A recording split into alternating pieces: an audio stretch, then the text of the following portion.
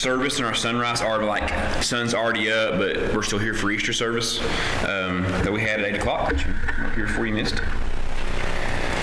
We are supposed to do 15 through 20. And that ends this lesson. It's a lot of material to cover. So I sent Chad the next lesson's PowerPoint for the one that we are going to get to when we are done with this one.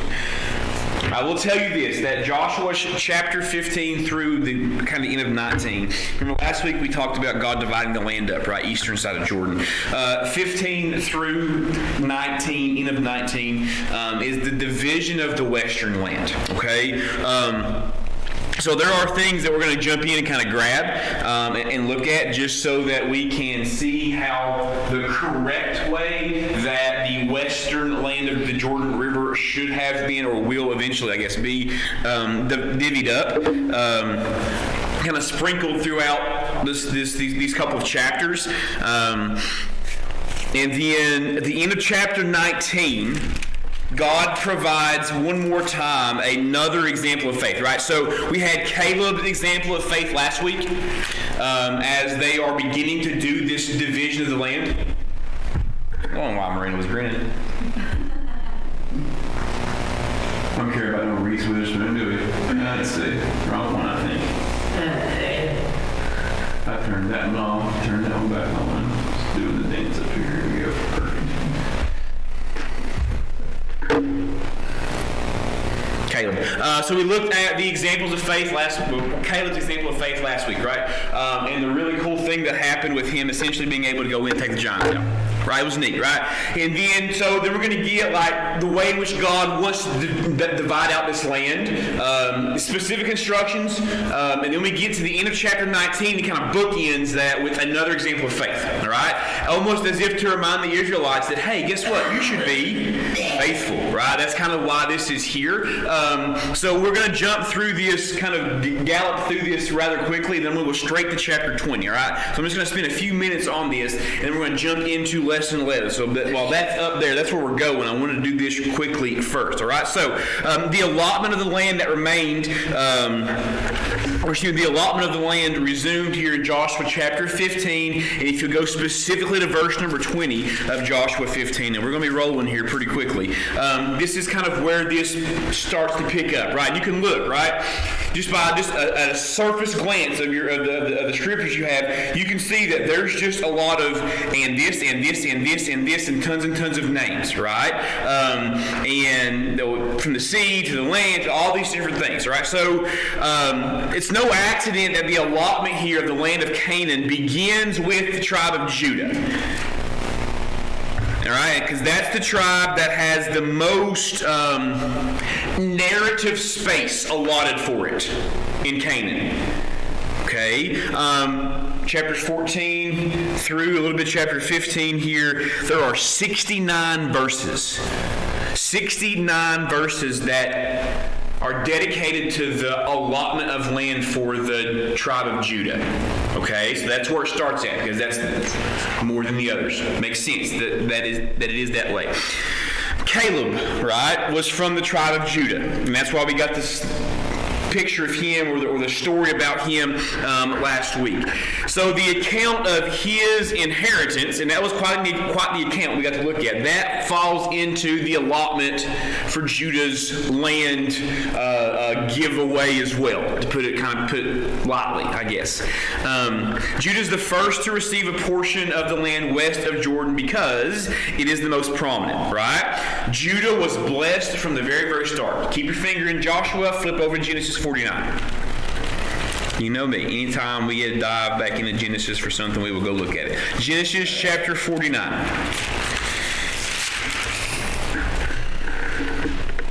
8 to 12. Genesis 49, 8 to 12. So if you just glance up at 7, you'll see that it says what? Cursed be their anger, for it was fierce and the wrath was cruel. I will divide them in Jacob and scatter them in Israel. Verse 8, Judah, thou art he whom thy brethren shall praise. Thy hand shall be in the neck of thine enemies. Thy father's children shall bow down before thee. Judah is a lion. Lion's whelp from the prey, my son, thou art gone up. He stooped down, and he couched as a lion, and as an old lion, who shall rouse him up? And the scepter shall not depart from Judah, nor a lawgiver be between his feet, until Shiloh come, and unto him shall the gathering of the people be, binding his foal to the vine, and his ass's colt unto the choice vine, and he washed his garments in wine, and his clothes in the blood of grapes. Verse 12, his eyes shall be red with wine, his teeth white with milk. Right? So Judah here receives the first portion, because it was the most blessed from the very, very start, and Judah is going to continue to hold the most favored status throughout the history of Israel. Right? Tribe of Judah, there's always stuff happening, right? And kind of important things happening. We know that eventually, through Judah, that God chooses that tribe to be whom Shiloh. We saw the reference there in verse 10 of chapter 49 of Genesis. Shiloh is a reference to whom? And we all collectively said Christ, right? Yes, so Shiloh is a reference to Christ, so we see that Judah's blessed through that as well. Okay? The allotments of Joseph's sons, Ephraim and Manasseh, are next in Joshua 16. Okay? So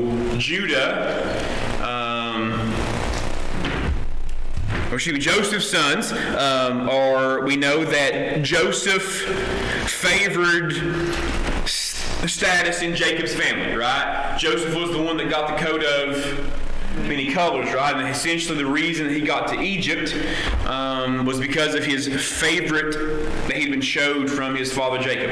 Okay? And likely the reason God identified their allotment second and third. So we got Judah's first, we have Joseph's sons, Manasseh and Ephraim. That's probably why you got the second and third allotment there. And apparently more time passes here as we go through kind of verses or chapters 16 and 17. Again, you can look and see what's going on here, right? Chapter 16, verse 1, and the lot of the children of Joseph, right? So that's Manasseh and Ephraim. You read through 16, goes out to Bethel, to Luz, passes along to the borders of Archi, to Azaroth, and so on and so forth, goes this description of this land allotment all the way until we get to chapter number 18. More time passes here before Joshua calls the remaining 7 tribes together.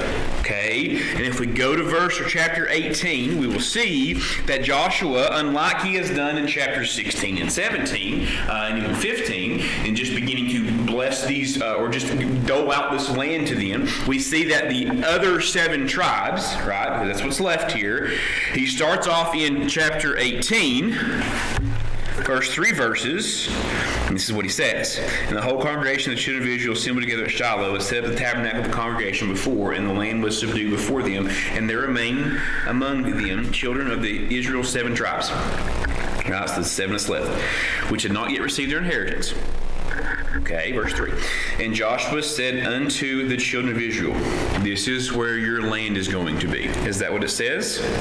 It does not, right? It says, what? How long are ye slack to go to possess the land which the Lord God of your fathers hath given you? He doesn't just start handing out land to them. What does he do?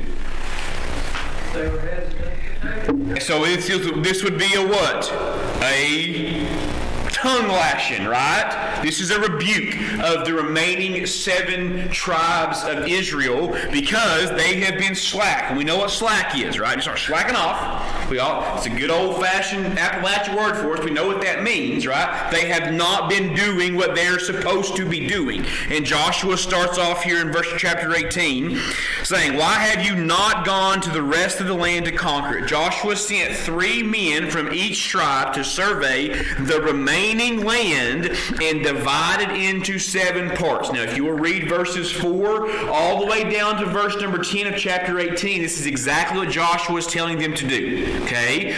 The narrative here picks up with the allotment for the tribe of him because he was worried, right? And Joseph said, hey, go back and get your youngest brother, right? And then eventually he shows up. We know how the story with Joseph goes, right? So Benjamin's favored by Jacob because he was the only other one of Rachel's besides Joseph. So Benjamin was technically Joseph's younger whole brother, right?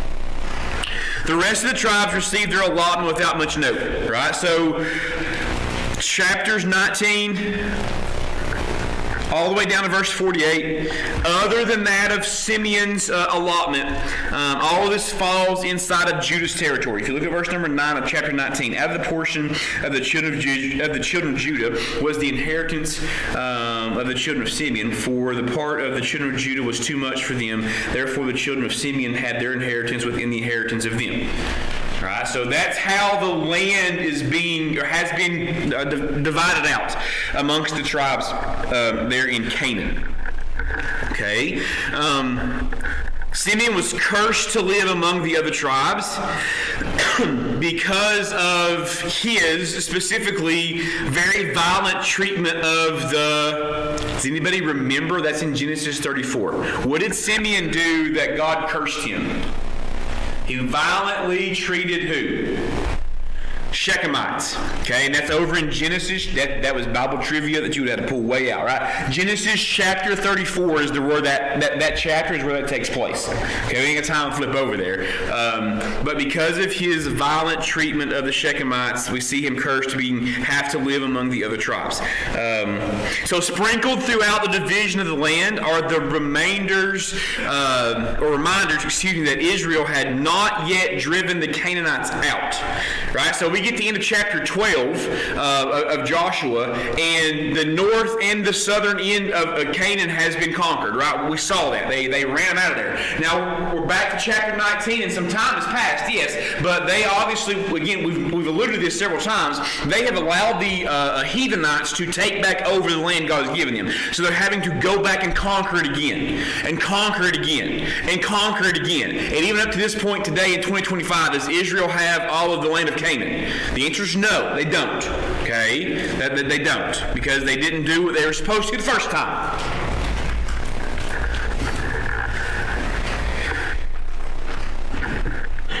So given the record of Joshua's victory and then the example we had of Caleb last week as well, Israel really had no excuses. Caleb's 80 years old, right? 80, it was 80 last year, 84, something like that last week. And he ran a bunch of giants out of the land. There's no excuse that the rest of these young bucks couldn't be doing what they're supposed to be doing, right? But because they're not being faithful to God, we see this vicious cycle thing kind of happening over and again and again. Israel had no excuse. God had proven himself to be faithful time and time again. The lengthy section of this allotment here, very careful and precise descriptions of the partial territories, provided the faithfulness to the Lord to his will. Now, we know there's a huge debate right now, right? It's really picking up a lot of steam, specifically in Gaza. That's Palestinians, the Palestine state, think that it's theirs, right? But Israel, over in 1960, lost the date, 47. When did it become a state, Pastor Rob? 42? Somewhere right around there. Yes. So Israel was all 47. All those things that happened, the state of Israel, Palestinians think it's theirs. Palestinians, direct descendants from the heathenites from Canaan, Gaza, all the stuff that's going on right there. This is why there'll be no peace in the Middle East. Okay? This is where it all started. Back in Joshua. And if the old, the boys had just done it right the first time, we would have had these problems, right? It's essentially what would have taken place. And if Joshua and the boys, if they would have done what God wanted to do, God would have been faithful, and he would have given them, we would have had all this turmoil that's going on over there. You want to talk about a totally different worldwide environment, political landscape, right? If there is peace in Gaza. Or just think about what that looks like. Think about what probably prosperity of that area would be right now if it wasn't constantly involved in conflict. Because what's in that area? All the oil, right? Plenty of things being grown Rome. Like it's a pretty important place as far as global economy. Think about what they would look like if they had done what they're supposed to do. Probably wouldn't have had the... I mean, again, we can start speculating for days and days and days, but that's what took place, right? So now, jump to verse 49. If that's really what I want to get to before we get up here to this.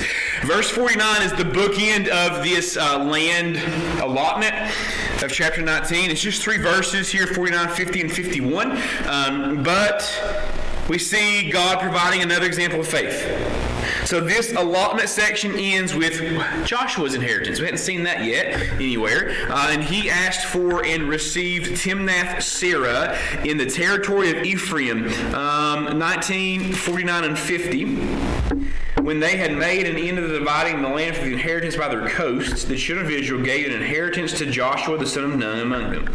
According to the word of the Lord, they gave him the city which he asked, even Timnath-Serah in the mount of Ephraim, and he built the city and dwelt therein. And these are the inheritance which Eleazar the priest and Joshua the son of Nun and the heads of the fathers of the tribe of the children of Israel divided for an inheritance by lot in Shiloh before the Lord at the door of the tabernacle of the congregation. So they made an end of the dividing of the country. All right. The example here, Caleb and Joshua. Right. This is what we got. Caleb was the first part of the bookend. Joshua was the second part of the bookend.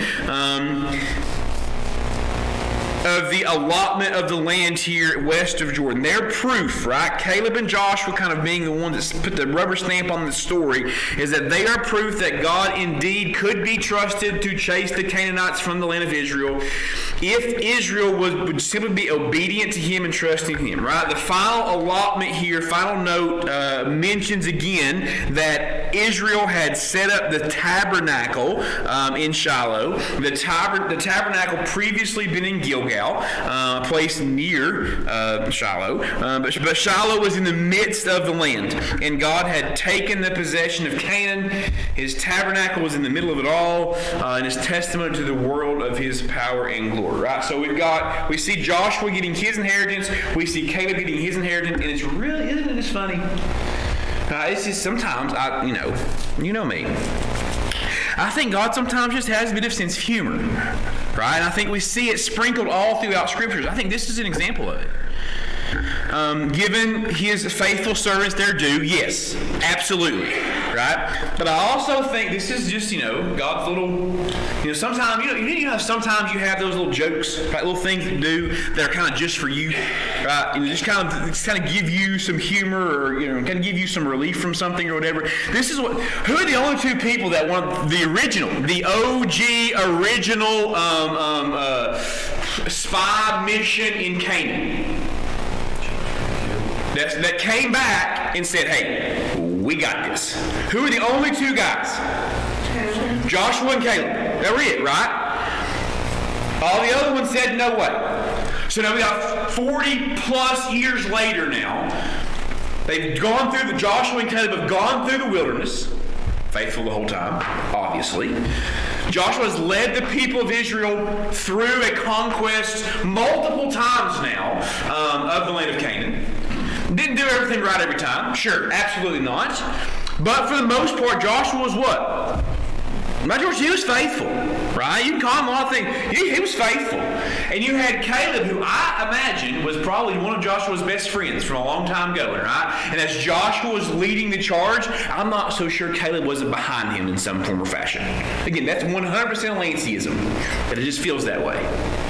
And then all these years later, right, when we get to the beginning of a culmination of a promise that God gave to Abraham, eons ago, essentially, we see that the guys who are the central figureheads here of faithfulness are who? Joshua and Caleb. And that's just God's way of essentially saying, hey boys, I appreciate what you did. I appreciate you being faithful for all these years. I know it couldn't have been easy. And everybody else around you saying you're crazy, lock you up, throw you away because you have no idea, stone you, have no idea what you're talking about. But because you were faithful, you too are the bookends of the promised land that is given in my name. Guys, That's pretty cool, right? That's really cool to see God doing that for these two men. And all because of their faithfulness. That's it, right? Joshua and Caleb, they didn't do anything but just be faithful. God told them, right? Hey, go check out the land, come back. And Joshua and Caleb rolled up to Moses and said, hey, there's some stuff here, sure, but our God is greater. Right? There's some giants here, sure, but our God is bigger. There's some armies here, sure, but our God is stronger. And we see them getting their reward here much later on in life. Again, just a really cool way in which God kind of, I don't want to say reward. Reward's a bad way to put it. Like, just gives them notification, right? Gives them some screen time, right, for their faithfulness. That's what that is, okay? Let's jump over to chapter 20, right? So we can get into now, we've got the land doled out. Now we get into the assignments and the expectations, all right? And that's what we'll spend the next 2 weeks going over. Continuing here, God is assigning stuff. In this specific assignment, he's going to put cities of refuge in. He's also going to put the Levitical cities in geography as well. Those assignments here, the cities of refuge, the Levitical cities, continue to communicate God's expected love, justice, and giving worship to be demonstrated in this promised land. All right, so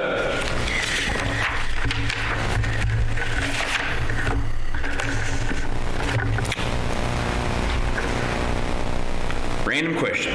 You ready? Probably didn't expect you're going to be asked this one, but I'm going to ask you it anyways. Where would you go?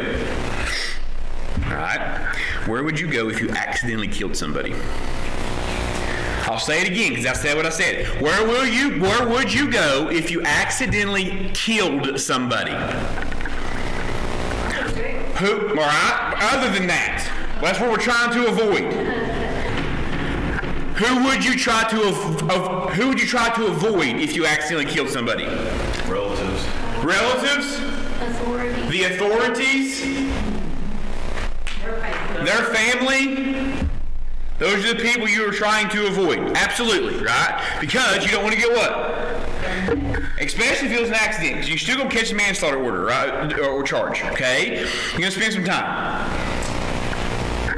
This lesson here focuses on the instruction that God gives for Israel kind of beginning to set up civilization in the land. There's going to be some stuff that's going to happen, right? You start putting people together and settling them down, no longer just wandering through the wilderness.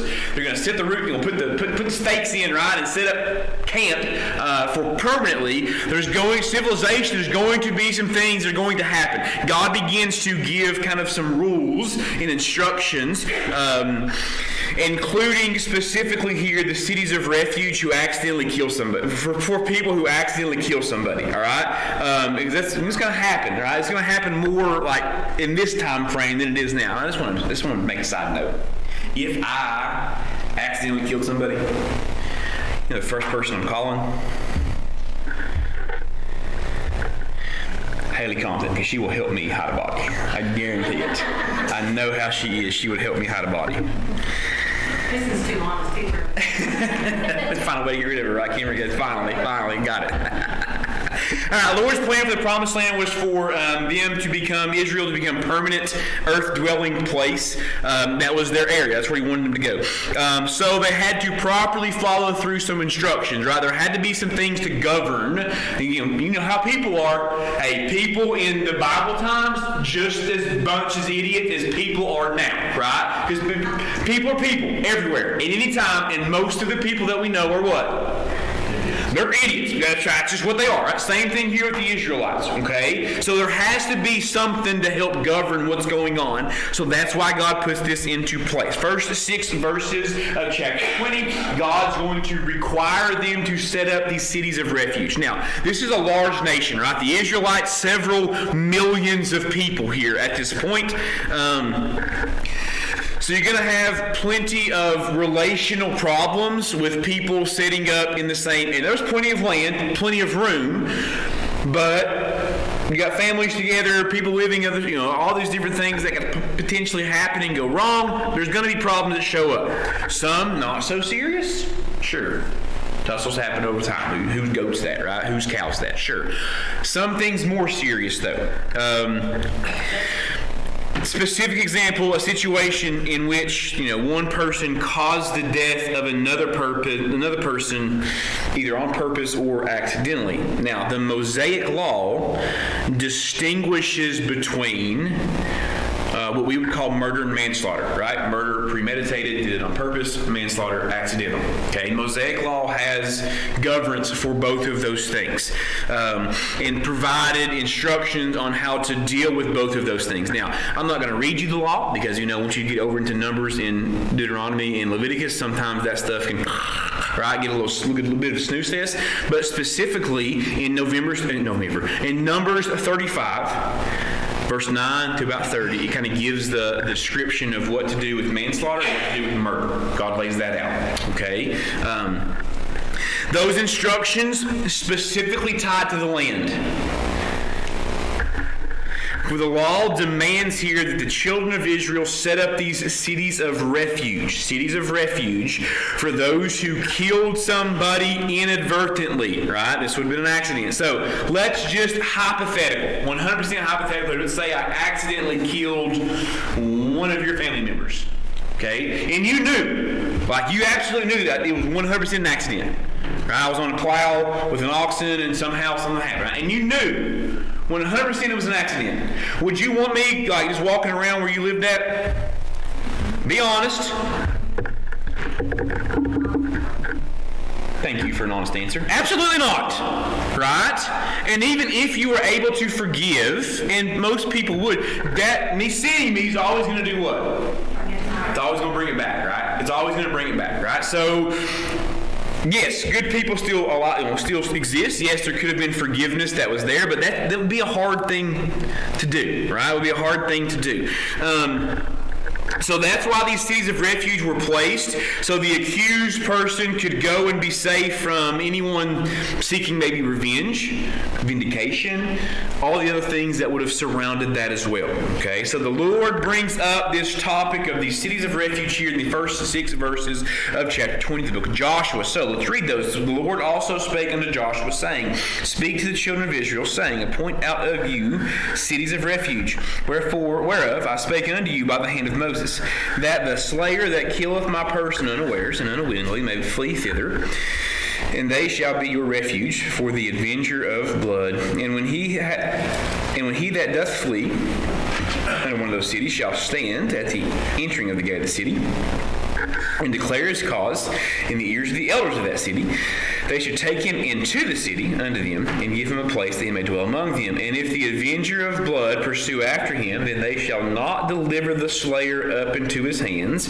because he smote his neighbor unwittingly, and hated him not beforetime. And he shall dwell in that city until he stand before the congregation for judgment, and until the death of the high priest that shall be in those days, that the slayer shall return and come to his own city, to his own house, to the city from whence he fled. Now in verse 7 it gives you the names of each of these. Now again, back before Pastor Rob and Miss Miranda came and took over, which was in 2017, not very long before that, we all had the unfortunate situation in which I was doing it on a regular basis, right? And we went through the cities of refuge.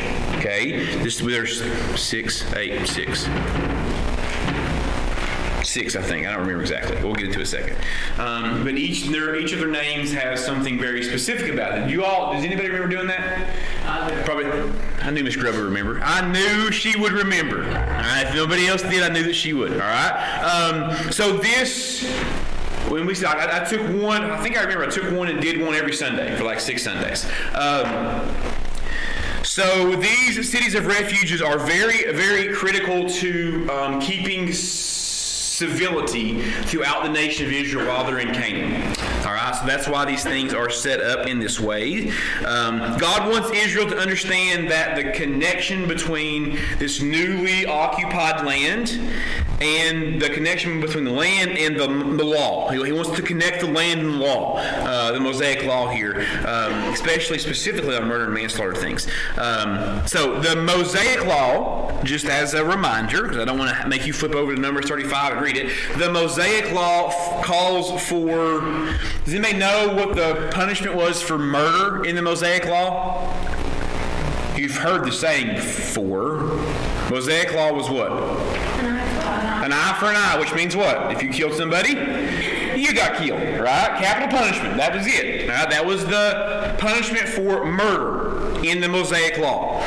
But the law does not consider all killings as murder.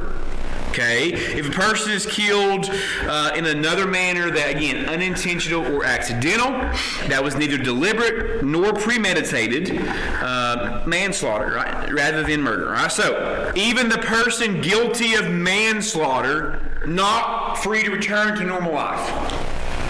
Why are we talking about murder and manslaughter? There's a point. I'm getting there. Okay? We got to get the foundation laid here before we can start building these cities of refuge. All right?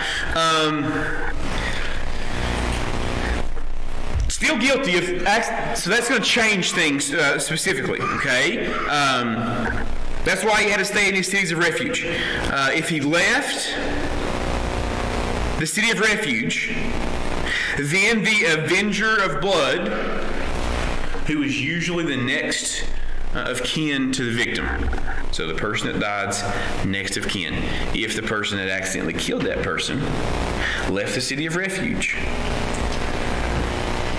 that person could kill that person without being guilty of murder. Let me explain it to you again, because it's a law. Numbers 35, where this is at, okay? But if you read it, Numbers 35, it's kind of like, it gets a little confusing as you read it. So, person who accidentally killed somebody, hand open. In the city of refuge, safe. Person that was the next of kin of the person that died, hand closed. With me? As long as this guy's in a city of refuge, safe. He leaves city of refuge, can kill him without being charged for murder. Okay? And in some cases, right, you get it, like, people are going to be mad and want that person dead. That's why you have these cities of refuge set up. Okay? Let's go to one go to Deuteronomy. Go to Deuteronomy chapter 19.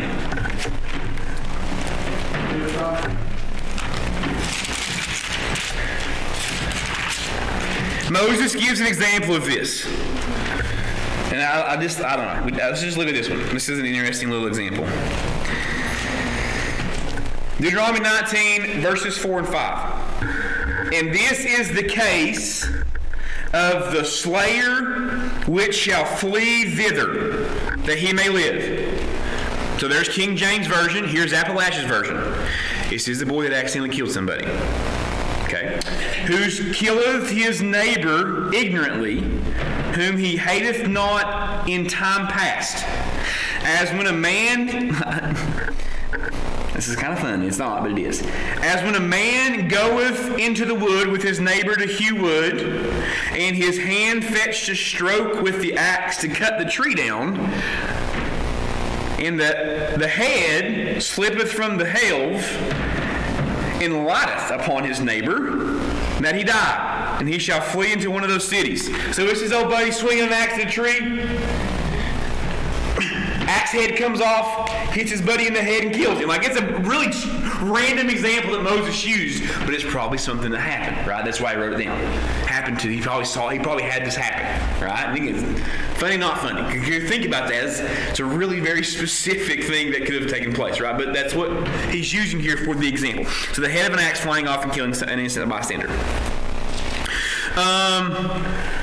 So we can sit up here and guesswork all the different ways in which somebody could accidentally kill somebody. We'll move on. Sometimes there was very little difference between a murder scene and the scene of an accidental death. And each situation had to be examined so as to ascertain the truth, right? The city of refuge is going to be the place that the one accused is going to stay at while they try to determine if it was an accident or not. Because sometimes, somebody dies, it's going to be hard to tell, right? So a lot of times. So the accused is going to be safely placed in the city of refuge until they can determine if it was an accident or not. And that's the avenger of blood, verse 3 is mentioning about. Verse 4, they're safe there, as long as the case was being heard, all this stuff. All right, so go to verse number 6. And he shall dwell in the city, blah, blah, blah, until the verse, high priest that shall be in those days. That was bad. I didn't mean to go blah, blah, blah about a verse. I was trying to get to a point. I felt bad for doing that. And he shall dwell in that city down to the high priest, right? So the high priest shall be, until the death of the high priest that shall be in those days, right? So that's what we see that there. So the reference there, why is that there in verse 6? The reference to the death of the high priest in this verse probably suggests that, you think about it, the land has probably healed in some way, in a sense, by the death. It healed from that, and a person guilty of that accidental death would then be free to leave the city and go back home if they waited until the high priest. Because the high priest, they're not like elected officials, right? They're not serving just for a certain amount of time. Once one of those guys are in there, they're there for a very long time, right? So the passing of one of those high priests, enough time essentially to allow the person to go back. The officials in the city of refuge were to refuse to hand over the accused person, protecting the suspect from physical harm in any way until the case was judged. Now, to the reader here, this is a very sudden attention that's given to the cities of refuge in chapter 20, right? You've got war and all this stuff that's happened. You get the allotment of the land through a few chapters, and then boom, the next thing we get is the cities of refuge. And that seems like, why all of a sudden are we dealing with what seems to be very few specific things that are happening? Right? Do accidental deaths happen? Of course. Do they happen all the time? Probably not, right? Not more than you would think. So why do we get this so soon, right? Why was this added into Joshua 20 and right at the beginning and not sometime maybe later on? Good reasons, though, for this introduction of this topic. Conquering the Promised Land was not the only reason for the conquest. The ultimate goal here was for Israel to be in the land, living according to the laws of Moses as spelled out in the Mosaic Law, in the Mosaic Covenant. The whole plan, right, of God, the whole time here was for Israel to live by His law in the Promised Land, and setting up these cities were part of that covenant. Carrying out the command at the beginning of the occupation here, the beginning of the occupation, it reminds them that though the land was theirs, they are still not able to just do what they want to. There's still laws and things that they have to follow that God has given them. Setting up these cities of refuge was like one of the first things that they wanted to be civility and justice in the culture there in the land, and they wanted to live within, have love and respect among the tribes, treat each other the same way. It's very important that these cities of refuge are set up the way in which they're set up. Okay. Again, they don't have these cities of refuge. We know what could have happened to these people that accidentally killed somebody, right? There are going to be people going to be mad, trying to kill them, so on and so forth. The cities of refuge are there at the beginning of this because they are the implementation of the law. That's why they're there. That's why they're important. Okay? This is the implementation of the Mosaic Law to govern the people of Israel while they're in the Promised Land, which means God's revealing His nature to Israel. Intimate relationship. Why do we have these cities of refuge? Because God told us to. Alright? So that shows an intimate relationship with them and the Israelites. They were to live in a manner that reflected the holy nature of God. God had given them a text that showed them a portion of His holy nature in His law. So they were to live by that as a reflection and conduct themselves in a way that was a reflection of that. Okay? His commands for their interpersonal relationships reveals more about His attributes. Why does God care so much that we live certain ways? Why does He care so much that He wants us to live holy lives and respectable lives and lives that are... Why does He care so much about that? Why does God want you to be faithful? Because He is faithful, and we are to be representations of Him. Right? Same thing here for the Israelites. So the instructions in the cities of the refuge are there. They're not an intrusion. They're not randomly placed in here in chapter 20. They're there because they communicated the principles for life in the land and revealed His attributes. Okay? The rest of chapter 20. Go ahead, Chad. Bring up that. There should be a slide of a map. The rest of chapter 20 here, verses 7, 8, 9. We'll talk a little bit more next week. And we see the specific locations of these cities of refuge throughout the land. We'll get into more of that next week. And then God gives his expectations for worship. So we'll do cities of refuge more next week, expectations of worship in chapter 21 as well. Okay? Let's pray. Heavenly Father, thank you again for this lesson, for this time. We can look to your word to see the order and pattern that you have set up for consistent living, how it is critical. Be faithful to the things you have called us to be faithful to. That is an integral, critical piece of our relationship with you. To live holy lives, Lord, that are presentable unto you. It is for us to be faithful to the things you have told us to do. So I pray, Lord, that's the desire for us today, continually, as we go through these, Lord. A reinforcement of our faith and a reinforcement of our willingness to be obedient to what you've called us to. I pray for Pastor Rob here as he comes in the next few minutes. We have our Easter service this morning. Those who come again, Lord, there's somebody here who doesn't know you this morning. We pray something said or done today. They don't leave here before making that really important decision. I pray.